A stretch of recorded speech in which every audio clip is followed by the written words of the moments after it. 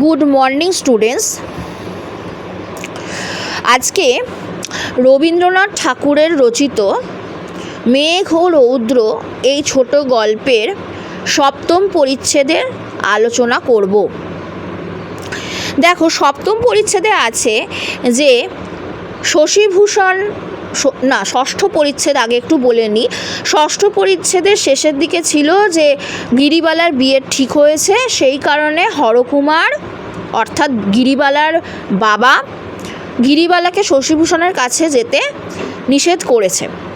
এবার দেখো, সপ্তম পরিচ্ছেদে শুরু হচ্ছে গিরিবালার বিবাহ দিয়ে। গিরিবালার বিবাহ সেই দিন কলকাতায় চলে যাচ্ছে শশীভূষণ, কারণ শশীভূষণ সেই বিবাহে কিন্তু অনিমন্ত্রিত ছিল। কলকাতায় যখন যাচ্ছে, সে নৌকায় করে যখন কলকাতার দিকে পাড়ি দিল, তখন যাওয়ার পথে এক স্টিমারের সাথে নৌকার প্রতিযোগিতা শুরু হয়ে যায়। সেই প্রতিযোগিতার ফলে অনেক ক্ষয়ক্ষতি হয়। দেখো, স্টিমারের অনেক যাত্রী ছিল, যে কজন যাত্রী ছিল অল্প সংখ্যক যাত্রী ছিল, তাদের ক্ষয়ক্ষতি হয়। এছাড়া নৌকাতে বিশেষ করে যারা ছিল, নৌকায় একজন মশলা পিস ছিল, সে মারা যায়। এছাড়া মাঝি মল্লাদের অনেক ক্ষয়ক্ষতি হয়ে যায়, অনেক ক্ষতি হয়ে যায়। তো সেক্ষেত্রে দেখো, এই রেষারেষির সংঘটিত হয়েছিল ম্যানেজার সাহেবের জন্য।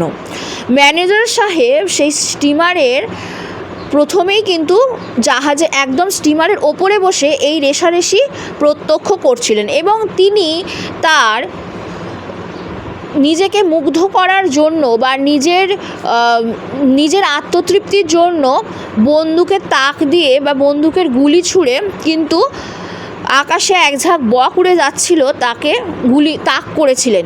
এই যে ঘটনাগুলো রয়েছে, সেই ঘটনাগুলো ঘটছে, এবং এই দিকে কিন্তু স্টিমার আর নৌকার মধ্যে প্রতিযোগিতা চলছে, সেই প্রতিযোগিতা উনি প্রত্যক্ষ করছেন। এই যে জিনিসগুলো ঘটেছে, এবং সেই নৌকায় যারা ছিল তাদের ক্ষতি হয় এবং স্টিমারের যাত্রীদের ক্ষতি হয়। দেখো, শশীভূষণ সেখানে উপস্থিত ছিল, শশীভূষণ ওই নৌকাতেই ছিল। শশীভূষণ ম্যানেজার সাহেবের বিরুদ্ধে মাঝিকে পুলিশের কাছে দস্তখত করতে বলে গ্রামে ফিরে এসে, কিন্তু পুলিশের বিরুদ্ধে মাঝি দস্তখত করতে চায় না, সে সম্মতি জানায়নি। তারপর দেখাচ্ছে, ঘটনা যত এগিয়ে চলেছে, গল্প যত এগিয়ে চলেছে, দেখা যাচ্ছে যে শশীভূষণ যে নৌকায় মশলা পিস ছিল তার কিন্তু সৎকার করে, এবং সে যখন ফিরে আসে দেখে গিরিবালা শ্বশুরবাড়ি যাচ্ছে, এবং গিরিবালা শ্বশুরবাড়ি যাওয়ার পথে প্রত্যাশা করেছিল যে একবার হলেও যেন শশীভূষণকে গ্রাম ছাড়ার আগে সে দেখতে পায়, কিন্তু তার সাথে আর শশীভূষণের দেখা হয়নি। সে কাঁদতে কাঁদতে বিদায় নেয়, এবং যেহেতু মুখে ঘোমটা ছিল সেই জন্য সে দূরে দাঁড়িয়ে থাকা কিন্তু শশীভূষণকে দেখতে পায়নি। কিন্তু শশীভূষণ এক গাছের আড়াল থেকে দূরে একটা গাছ ছিল, সেই গাছের আড়াল থেকে দাঁড়িয়ে গিরিবালাকে কিন্তু শ্বশুরবাড়ি যেতে সে দেখেছিল। ফিরে এসে সে তার নিজের গৃহে ফিরে এসে যখন শশীবালার জন্য তার মন কাতর হয়ে ওঠে, এবং সে ব্যাকুল স্বর সে শুনতে পায়, শশী দাদা বলে যেন কেউ ডেকে ওঠে। দেখো, শশীভূষণের সাথে গিরিবালার যে সম্পর্ক ছিল, সেখানে কিন্তু গিরিবালা আর শশীভূষণ ছিল তার গুরু, গিরিবালা ছিল তার শিষ্যা। সেই রকম সম্পর্ক ছিল, কারণ শশীভূষণের কাছে গিরিবালা পড়াশোনা করত, শশীভূষণের কাছে আবদার করত, গিরিবালা শশীভূষণের কাছে কালো জাম নিয়ে যেত, আচার নিয়ে যেত, অনেক কিছুই কিন্তু আগের পরিচ্ছেদগুলোতে আমরা দেখেছি। তো সম্পর্ক এমনই গড়ে উঠেছিল যে গিরিবালার জন্য শশীভূষণের মন কাতর হয়ে উঠল, কিন্তু গিরিবালা কোথাও ছিল না, গ্রামেও ছিল না। এইভাবে পরিচ্ছেদ শেষ হচ্ছে, এবং শশীভূষণের গিরিবালার জন্য যে মন কাতর হয়ে উঠেছে, সেই ঘটনার ইঙ্গিত, সেই ঘটনার উল্লেখ করেই পরিচ্ছেদ শেষ হচ্ছে। এবার দেখো এই পরিচ্ছেদে যেটুকু অংশ আছে সেই অংশ আমি আলোচনা করলাম। এবার চলে যাচ্ছি সরাসরি প্রশ্নোত্তর পর্বে। দেখো 1 নম্বর, গিরিবালার বিবাহে কে অনিমন্ত্রিত ছিল? গিরিবালার বিবাহে কে অনিমন্ত্রিত ছিল? উত্তর হবে শশীভূষণ। আমরা প্রত্যেকে জানি শশীভূষণ কিন্তু একজন উকিল ছিল, ঠিক আছে। আর একটা কথা, যখন সে মাঝিকে বলেছিল পুলিশের কাছে দস্তখত করতে ম্যাজিস্ট্রেট সাহেবের বিরুদ্ধে, তখন সে নিজেই বলেছিল, যেহেতু সে উকিল ছিল তাই সে বলেছিল যে আদালতের সমস্ত খরচ সে নিজে বহন করবে। কিন্তু দেখা যায় যে ম্যাজিস্ট্রেট সাহেব জামিন পেয়ে যায়, তার ক্ষমতার দমে সে জামিন পেয়ে যায় এবং হুইস্ট খেলতে ক্লাবে চলে যায়। এই সমস্ত ঘটনাগুলো আছে। তো এই গেল শশীভূষণের কথা। দেখো, হরকুমার কাকে বিষ চক্ষে দেখতেন? উত্তর হবে শশীভূষণকে। হরকুমার কাকে বিষ চক্ষে দেখতেন? উত্তর হবে শশীভূষণকে। পরের প্রশ্ন, শশীভূষণ যখন নৌকা চড়ল তখন সঙ্গে কি কি ছিল? শশীভূষণ যখন নৌকা চড়ল কলিকাতা যাওয়ার সময়, তখন শশীভূষণের সঙ্গে কি কি জিনিসপত্র ছিল? দেখো উত্তর, পুস্তকের বোঝা ও গুটি 2-4 টিনের বাক্স। পরের প্রশ্ন দেখো, স্টেশন ঘাট থেকে সদর মহকুমা পর্যন্ত কি খুলেছে? উত্তর হবে নূতন স্টিমার লাইন। পরের প্রশ্ন দেখো, জাহাজে কারা ছিল? জাহাজ বলতে এখানে কিন্তু স্টিমারের কথাই বলা হয়েছে। উত্তর হবে নূতন লাইনের অল্প বয়স্ক ম্যানেজার সাহেব এবং অল্প সংখ্যক যাত্রী ছিল। পরের প্রশ্ন দেখো, শশীভূষণের নৌকা কিসের মতো ছুটে চলল? উত্তর হবে ছিন্ন বল্গা অশ্বের মতো। পরের প্রশ্ন দেখো, নৌকা ও স্টিমারের প্রতিযোগিতা কে দেখছিল?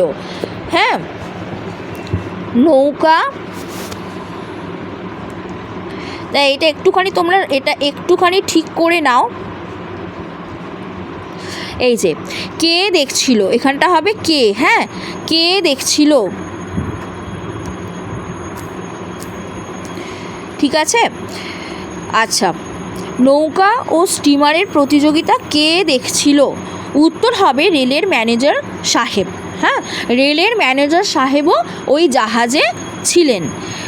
পরের প্রশ্ন দেখো, পানসি শব্দের অর্থ কী? পানসি শব্দের অর্থ কী? উত্তর হবে ছোট নৌকা বিশেষ। ছোট নৌকো বা ছোট নৌকা বিশেষ। দেখো, শশীভূষণের পানসি, ওখানে বলা হয়েছে পানসিটা কার ছিল? ওই পানসিতে কে ছিল? শশীভূষণ ছিল। হ্যাঁ। পরের প্রশ্ন, মাঝি মল্লাদিগকে কে উদ্ধার করেছিল? উত্তর হবে শশীভূষণ। পরের প্রশ্ন দেখো, আইন অত্যন্ত মন্দগতি কথাটি মেঘ ও রৌদ্র গল্পে কোন পরিচ্ছেদের অংশ? মেঘ ও রৌদ্র গল্পে কোন পরিচ্ছেদের অংশ? উত্তর হবে 7ম পরিচ্ছেদের অংশ। এইখানটা তোমরা গল্পে করে নাও, গল্পে। মেঘ ও রৌদ্র গল্পে কোন পরিচ্ছেদের অংশ? 7ম পরিচ্ছেদের অংশ। চলে যাচ্ছি পরের প্রশ্ন। দেখো 11 নম্বর প্রশ্ন, শশীভূষণের নিকট সমান অস্বাভাবিক বলে কি বোধ হলো?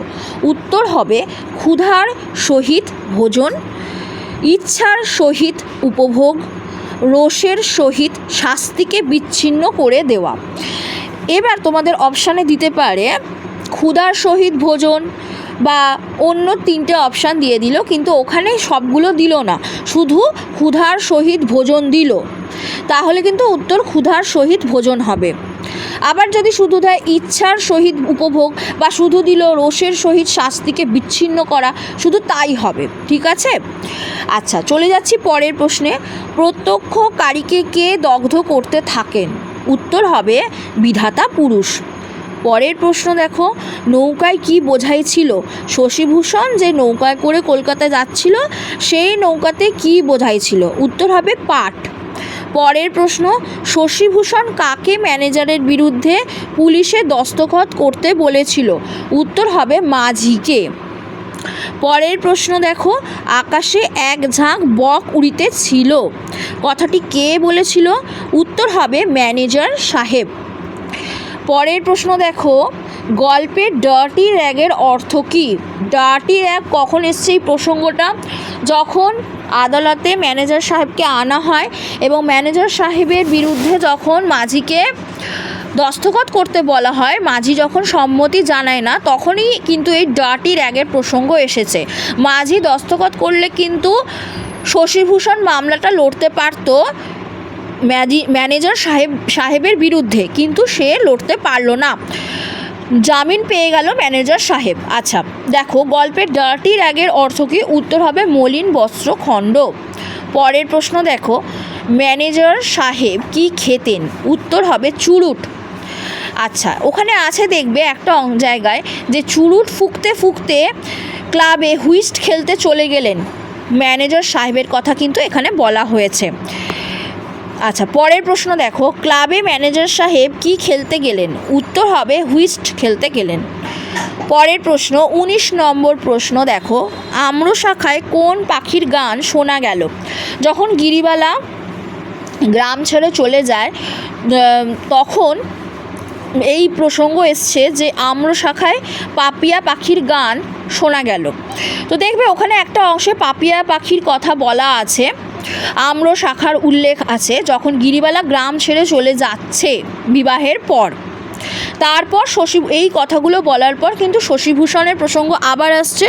শশীভূষণ তার ক্ষুদ্র ঘরে ফিরে আসছে, ক্ষুদ্র গৃহে বা ঘরে ফিরে আসছে, সেখানে সে কিন্তু তার মন ব্যাকুল হয়ে উঠছে এবং শশী দাদা বলে কে যেন ডেকে উঠছে, এই স্বর সে যেন শুনতে পায়।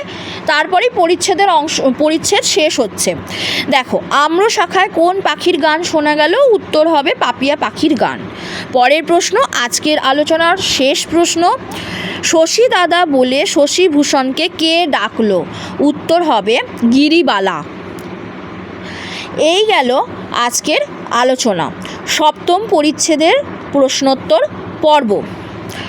আশা করছি প্রত্যেকটা ক্লাস তোমরা অ্যাটেন্ড করছো। পরের ক্লাসগুলো অ্যাটেন্ড করার জন্য তোমরা অবশ্যই চ্যানেল সাবস্ক্রাইব করে রাখো, বেল আইকন দিয়ে রাখো, লাইক করো, শেয়ার করো। Thank you students, thank you so much.